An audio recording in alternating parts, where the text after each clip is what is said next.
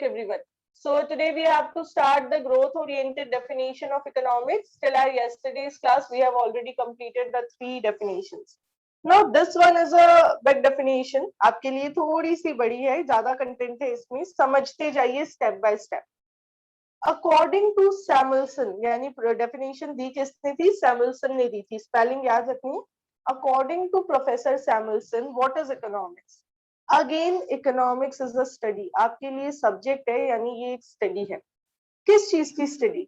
Of how man and society choose with or without the use of money to employ scarce productive resources which could have alternative uses. आपको बहुत सारी चीजें link up हुई भी दिखेगी. Economics is a study of how man and society, यानी study है ये एक मैन की भी और सोसाइटी की. इंडिविजुअल लेवल पे भी पढ़ेंगे, माइक्रो लेवल पे, और एग्रीगेट लेवल पे भी पढ़ेंगे, मैक्रो लेवल पे. तो how man and society choose, वो फाइनलाइज कर रहे हैं विद और without the use of money to employ scarce productive resource. उनको क्या डिसाइड करना है कि कैसे वो अपने लिमिटेड प्रोडक्टिव रिसोर्सेस को यूज करें, which could have alternative uses. हमने बात की है, जब जब limited resources आएगा उसके साथ addition होगा having alternative uses. क्यों एम्प्लॉय करना है, क्यों यूज करना है लिमिटेड रिसोर्सेज को? To produce various commodities over time. बहुत सारे गुड्स और सर्विसेज प्रोड्यूस करने हैं हमें, इसलिए हमें रिसोर्सेज को यूज करना है. Then distribute them for consumption now. उन गुड्स और सर्विसेज को बनाया क्यों था हमने? ताकि वो कंज्यूम हो सके अभी, and in the future among various peoples and group of society. अभी भी कंजप्शन हो सके और फ्यूचर में भी सोसाइटी के अलग अलग लोग जो है वो उसको कंज्यूम कर सके. यानी बेसिकली इकोनॉमिक्स एक ऐसी स्टडी है जो हमें बताती है कि कैसे किसी एरिया में रिसोर्सेज को यूटिलाइज करके प्रोडक्शन होता है, ताकि वो जो प्रोडक्शन हुआ है वो अलग अलग लोग यूज कर सके, वो अपनी करंट नीड्स और फ्यूचर नीड्स को फुलफिल कर सके. Is it okay? What is economics? It is basically a subject which is concerned with study of how man and society choose with or without using money. What they choose? They choose to employ the limited productive resources which could have alternative uses. उनको decide करना है कि उनको limited productive resources को कैसे employ करना है, जिनके यूजेस क्या है? अल्टरनेटिव.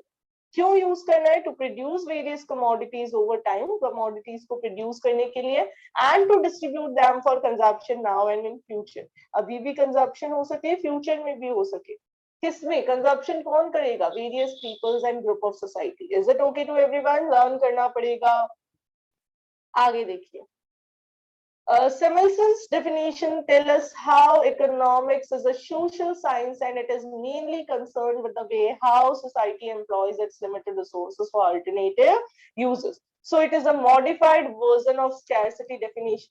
क्या हम कह सकते हैं कि Samuelson ने scarcity definition में मॉडिफिकेशन कर दिया? बात तो वही कर रहे हैं ना कि लिमिटेड रिसोर्सेज है, अल्टरनेटिव यूजेस है, उनको यूज करके हमें अपनी अनलिमिटेड वांट्स को फुलफिल करना है. तो ये यही बात आपको यहाँ पे बताना चाह रहे हैं कि Samuelson की डेफिनेशन ने हमें यही बताया कि इकोनॉमिक्स एक ऐसी सोशल साइंस है जो हमें सिखाती है कि कैसे सोसाइटी अपने लिमिटेड रिसोर्सेज को यूज करे. तो हम कह सकते हैं this is a modified version of scarcity definition. Now I can give you a question in examination that write down the definition of modified version of scarcity definition. Yeah, write down the modern version of scarcity definition as a meaning of economics. उसमें आपको Samuelson की definition बतानी है, ये आपको ध्यान रखना पड़ेगा. ठीक है, अगर आपको modified version पूछा जाए, you have to write Samuelson's definition. एक और बात यहाँ पे आपको इसको highlight करना है, underline करना है. Samuelson's definition is considered to be the most appropriate and satisfactory. यानी अगर आपको ये पूछ ले write down the most appropriate definition of economics, तो भी आप किसकी डेफिनेशन बताएंगे? Samuelson की बताएंगे. क्यों? क्योंकि ये ओवरऑल हमें बता रही है कि मेन पर्पस क्या है इस सब्जेक्ट का. आगे, it not only includes all the issues which were highlighted in earlier definition but also keeps up the issues of economic growth and social welfare. ये कह रहे हैं इसने पुरानी तीनों डेफिनेशंस के इश्यूज को कवर कर लिया और साथ में सोशल वेलफेयर पे भी फोकस किया, इसलिए इनकी डेफिनेशन सबसे ज्यादा सेटिस्फैक्टरी है. Is it okay to everyone? Conclusively हम कह सकते हैं दैट, यहाँ पे तो बुक ने ये कहा है कंक्लूजन, हम कंक्लूसिवली क्या कहते हैं? That economics is a subject matter that deals with rational management.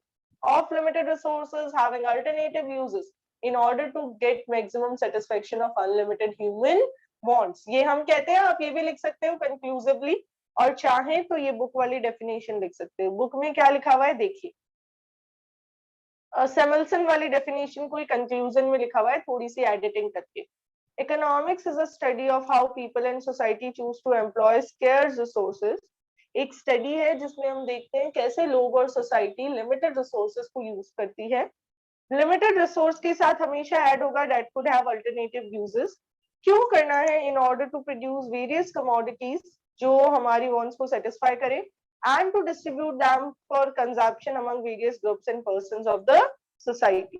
तो आपको कंक्लूजन में जो डेफिनेशन अच्छी लगे वो याद कर सकते हो, लेकिन ऑथर्स की डेफिनेशन में आप एक वर्ड भी इधर उधर नहीं कर पाएंगे, एडिटिंग अलाउड नहीं है। एज इट इज डेफिनेशंस लिखनी है। ग्रोथ ओरिएंटेड आती है तो 2 मार्क्स में आती है, बाकी अगर डेफिनेशंस आती है, सिर्फ डेफिनेशन पूछेंगे तो 1 मार्क, और उसके बारे में लिखने को कह देंगे तो 3 मार्क। ठीक है, चलिए भाई आगे बढ़ते हैं। Economic activities and non economic activities, बहुत ही आसान सा है। इकोनॉमिक एक्टिविटीज वो सारी एक्टिविटीज होती है जो हम मनी अर्निंग के लिए करते हैं। All the activities which are related with, यहाँ पे कॉमर्स से थोड़ा सा डिफरेंस है। कॉमर्स में हमने पढ़ा था सिर्फ मनी अर्निंग के लिए, यहाँ पे इकोनॉमिक एक्टिविटीज हमारे सर्वाइवल के लिए जो है वो सारी। तो देखिए क्या लिखा हुआ है यहाँ पे आपके लिए। सबसे पहले बिजनेस स्टडीज वाले से हल्का सा डिफरेंस आएगा यहाँ पे डेफिनेशन में। All human beings are engaged in some activity और other in order to satisfy their basic needs, यानी हम सब ह्यूमन बीइंग्स कुछ ना कुछ काम कर रहे होते हैं और जो हम काम करते हैं उसको ह्यूमन एक्टिविटीज कहते हैं। ठीक है, अब ये आगे क्या कह रहे हैं, एग्जाम्पल। जिन्होंने बिजनेस में पढ़ रखा है बहुत आराम से समझ में आएगा, और ह्यूमैनिटीज वाले बच्चे ध्यान से देखें। ठीक है, for example, farmers are busy in their field, workers are working in factories, professionals are busy in their profession. सब अपने अपने काम में बिजी है, सब कुछ ना कुछ कर रहे हैं। Depending on wants, all human activities can broadly be categorized into 2 parts. Number 1, economic, and number 2, non-economic. ये देखिए बॉक्स में आपको पूरी बात बता दी। इकोनॉमिक एक्टिविटीज मनी अर्न करने से रिलेटेड होती है, नॉन इकोनॉमिक एक्टिविटीज सिर्फ साइकोलॉजिकल सेटिस्फेक्शन से रिलेटेड होती है। When I am going to temple, I am performing a non-economic activity, but when a priest, एक पुजारी जी मंदिर जा रहे हैं तो वो एक इकोनॉमिक एक्टिविटी परफॉर्म कर रहे हैं। When I am teaching you, I am performing an economic activity because I will earn money against it. But when I am teaching my younger brother, that will be treated as an non-economic activity. Is it okay to everyone? Humanities वाले बच्चों को समझ में आया क्या economic activity क्या होती है और नॉन इकोनॉमिक क्या होती है? Economic, those activities which are related with money earning, and non-economic, those which are related with getting satisfaction.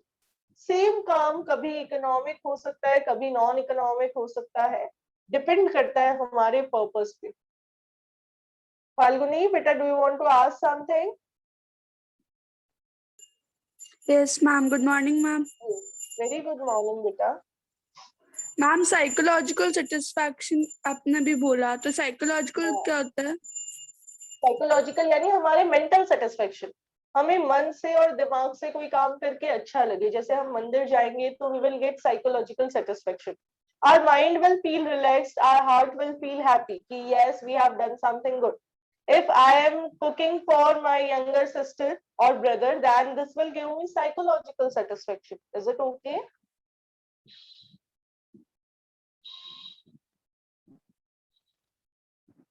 All right, आगे देखिए। इकोनॉमिक एक्टिविटीज क्या कह रहे हैं ये कह रहे हैं economic activities refer to those activities which are undertaken to earn a living. हम अपनी मनी अर्निंग के लिए जो काम कर रहे हैं, for example worker working in a factory, economic activity कर रहा है क्योंकि वो पैसा कमाने के लिए काम कर रहा है। Shopkeeper selling goods in a shop, पैसा कमाने के लिए। डॉक्टर अटेंडिंग टू पेशेंट्स, पैसा कमाने के लिए। टीचर टीचिंग द स्टूडेंट्स, पैसा कमाने के लिए। शेफ कुकिंग इन रेस्टोरेंट, पैसा कमाने के लिए, राइट? तो ये सब इकोनॉमिक एक्टिविटीज है। आगे देखिए, economic activities are concerned with all those activities which are concerned with production, consumption and distribution of goods and services which are not available for free. So every economy should undertake three main economic activities. यहाँ एक थोड़ा सा difference है. वैसे देखा जाए तो consumption money earning के लिए नहीं करते, कंजप्शन करते हैं हम अपनी वांट्स को फुलफिल करने के लिए, बट कंजप्शन करने के लिए भी हमें इकोनॉमिक एक्टिविटी परफॉर्म करनी पड़ती है, इसलिए कंजप्शन को यहाँ इकोनॉमिक एक्टिविटी में डाला गया है.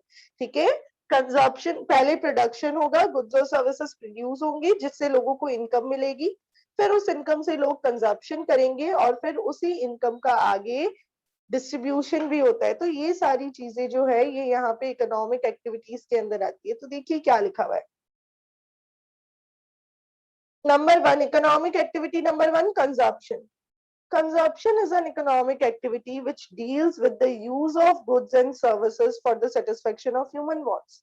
Economic activity इसलिए है क्योंकि हम जब कंजप्शन करेंगे तो जो गुड्स और सर्विसेज लाए हैं वो हम मनी अर्न करके लाए हैं, तो ये डायरेक्टली मनी से रिलेटेड है. That's why we are treating it as an economic activity. Eating of bread, drinking milk, wearing watches, listening music, etc. are consumption activity. जिनके बदले में हमने पैसा दिया वो कंजप्शन एक्टिविटी यहाँ पे इकोनॉमिक एक्टिविटी है. Next, production. Production refers to all the activities which are undertaken to produce goods and services for generation of income and satisfying human wants. ये कह रहे प्रोडक्शन में वो सारी एक्टिविटीज आ जाएगी जिसमें हम गुड्स और सर्विसेज प्रोड्यूस करेंगे ताकि इकोनॉमी में इनकम जनरेशन हो सके प्लस लोग अपना कंजप्शन कर सके. दोनों काम, इकोनॉमी में इनकम जनरेशन, आप देखिए प्रोडक्शन नहीं होगा तो इनकम जनरेशन नहीं होगी. कोविड-19 ने आपको ये चीज सिखाई, राइट? कोविड-19 ने आपको सिखाया कि जब प्रोडक्शन रुक गया तो इनकम भी रुक गई लोगों की. तो ये यहाँ पे आपको बताना चाह रहे हैं that we need to produce goods for two purpose. Number one, for generation of income, and number two because the goods are demanded by the customers. लोगों को जरूरत है इसलिए. आगे देखिए what is written for you. It is the process of converting raw material into finished products. Land, labor, capital, entrepreneur are the four factors of production. भूलेंगे नहीं ये आप. लेबर ये आपको विलेज पालमपुर में बताया गया था. तो प्रोडक्शन कैसा प्रोसेस है जिसमें हम इन चारों फैक्टर्स को यूज करके प्रोडक्शन करते हैं. Farmer, carpenter, trader, teacher, doctor, इन सब की एक्टिविटीज प्रोडक्शन के अंदर ही आएगी. अब आपको ये भी ध्यान रखना है कि जनरली हर इकोनॉमी की दो मेन एक्टिविटीज यही होती है, प्रोडक्शन और कंजप्शन. ये दोनों काम साइड बाय साइड चलते रहते हैं. हर इंडिविजुअल कुछ ना कुछ कंज्यूम भी कर रहा होता है और प्रोड्यूस भी कर रहा होता है. आप अपनी फैमिली को देख लीजिए, कंजप्शन भी हो रहा है तो आपकी फैमिली का अर्निंग मेंबर कोई गुड्स या सर्विसेज प्रोड्यूस भी कर रहा है. मैं मेरी बात करती हूँ, मैं कंजप्शन कर रही हूँ तो मैं प्रोडक्शन भी तो कर रही हूँ. जब तक मैं प्रोडक्शन नहीं करूंगी तब तक मैं कंजप्शन कर ही नहीं पाऊंगी. मुझे प्रोडक्शन करके इनकम अर्न करनी पड़ेगी ताकि मैं फर्दर उस इनकम से क्या कर सकूं, कंजप्शन कर सकूं. So have a look what is written over here. When an individual is engaged in the consumption of goods and services, he is acting as a consumer. Similarly, when an individual is engaged in production of some goods and services, he is acting as a producer. यानी मैं आपको पढ़ा रही हूँ तो मैं एक producer हूँ, मैं टीचर हूँ, मैं सर्विसेज प्रोड्यूस कर रही हूँ, लेकिन मैं जब कोई चीज बाजार से खरीद के लाके यूज करती हूँ तो मैं कंज्यूमर बन जाती हूँ. Is it okay? Number third, distribution. Distribution is that economic activity which studies how income generated is distributed among factors of production. आप क्लास 12th की मैक्रो इकोनॉमिक्स में इससे रिलेटेड बहुत सारी चीजें पढ़ेंगे. देखिए जरा, ये जो फैक्टर्स है, लैंड, लेबर, कैपिटल, एंटरप्रीनियर, इन्होंने मिलके जब प्रोडक्शन किया तो प्रोड्यूसर की इनको बहुत सारी इनकम मिलनी चाहिए. ये इनकम किसको कितनी मिलेगी ये डिसाइड करता है प्रोड्यूसर सेक्टर, और ये जो इनकम मिलती है इसी से हमारी इकोनॉमी चलती है. तो डिस्ट्रीब्यूशन में ऐसी इकोनॉमिक एक्टिविटी है ये which studies how income generated are distributed among the factors of production. जो इनकम जनरेट हुई है वो फैक्टर्स ऑफ प्रोडक्शन में कैसे डिस्ट्रीब्यूट होगी. आगे, it deals with determining how the total income arising from production process is distributed to land, labor, capital and entrepreneur in the form of rent, wages, interest, profit respectively. यानी अलग अलग लोगों को कैसे इनकम डिस्ट्रीब्यूट की जाएगी, यही income economy की जीडीपी बनती है। 10th के सेकंड चैप्टर में पढ़ा है आपने, राइट। आगे देखिए, बहुत आसान सी बातें बताई हुई है। कंज्यूमर कौन होता है? जो कंज्यूम करता है गुड्स और सर्विसेज। प्रोड्यूसर कौन होता है? जो प्रोड्यूस करता है। सर्विस होल्डर कौन होता है? ये डिफरेंट है। सर्विस होल्डर वो पर्सन है जो किसी दूसरे के लिए काम करके बदले में वेजेस और सैलरीज लेता है, ठीक है। जैसे हम किसी दूसरे के लिए, फॉर एग्जाम्पल टीचर आपकी स्कूल में आके, उसकी टीचर की खुद की सर्विसेज है, बट वो आपकी स्कूल में आके आपको सर्विसेज दे रहा है, ठीक है। तो ऐसे में हम सर्विस होल्डर हैं, क्योंकि हम बदले में क्या ले रहे हैं? सैलरी ले रहे हैं। सर्विस प्रोवाइडर वो है जो सर्विसेज दूसरों को दे रहा है। जैसे स्कूल सर्विस प्रोवाइडर है, स्कूल हमारी सर्विसेज आपको दे रहा है। डॉक्टर खुद सर्विस प्रोवाइडर है जब वो अपने क्लिनिक पे अपने पेशेंट्स को ट्रीट कर रहा है, ठीक है। आगे देखिए, सब्जेक्ट मैटर ऑफ इकोनॉमिक्स, यही मेन फंक्शंस है इकोनॉमिक्स के।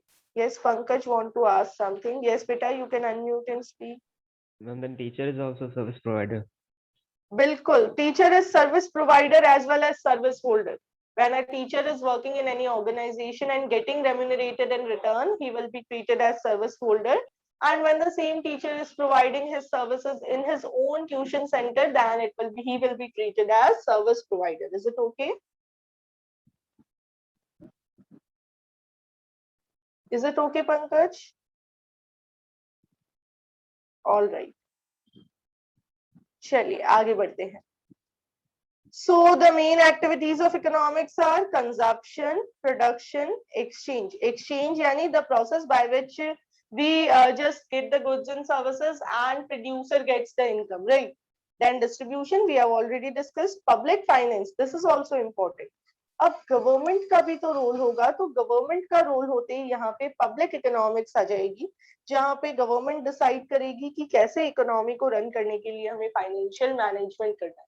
अभी बहुत बड़े लेवल पे चल रहा है, बहुत क्राइसिस चल रहे हैं, आप सबको पता है। न्यूज़पेपर में डेली जो चीजें आ रही है सब कुछ इकोनॉमिक्स से रिलेटेड है।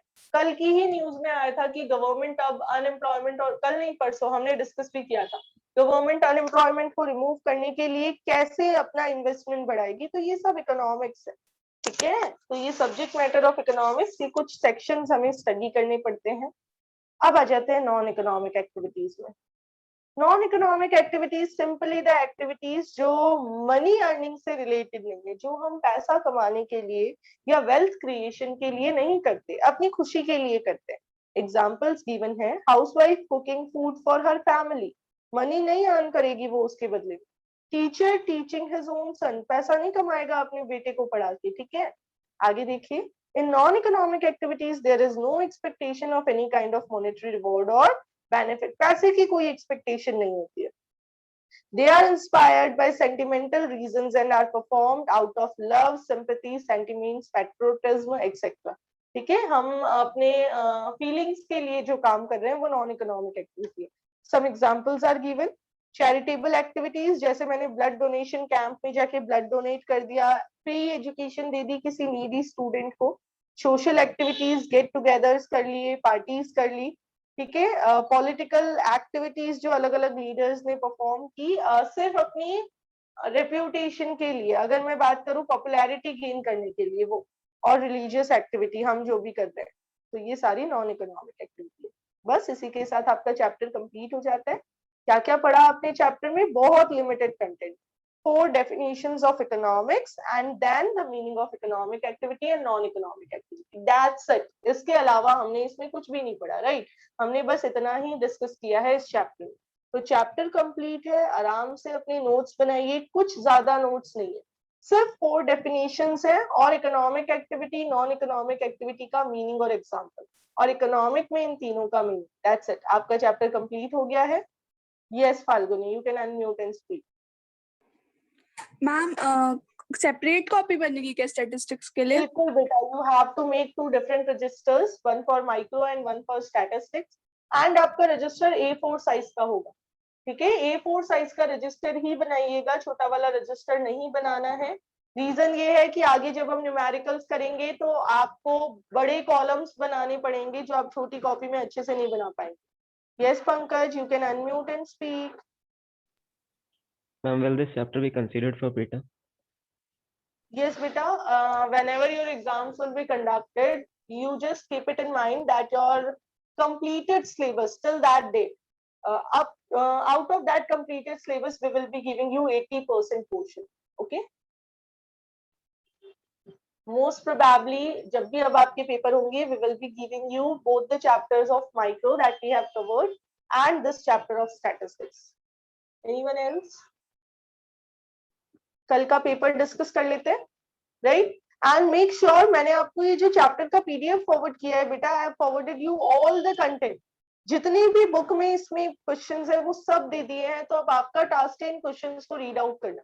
सब कुछ कवर किया गया है। आप देखिए ये जो पेज नंबर 1.12 है, ये इस चैप्टर का लास्ट पेज है। 13 no 12, this one is the last page. यहाँ आपका चैप्टर कंप्लीट हो जाता है। तो कंप्लीट हो जाता है, इट मींस सब कुछ कवर हो गया है। आप अच्छे से रीडिंग करके रखिएगा। अभी हम डिस्कस कर लेते हैं कल का पेपर, राइट? तो पेपर शेयर करने के लिए मुझे आपके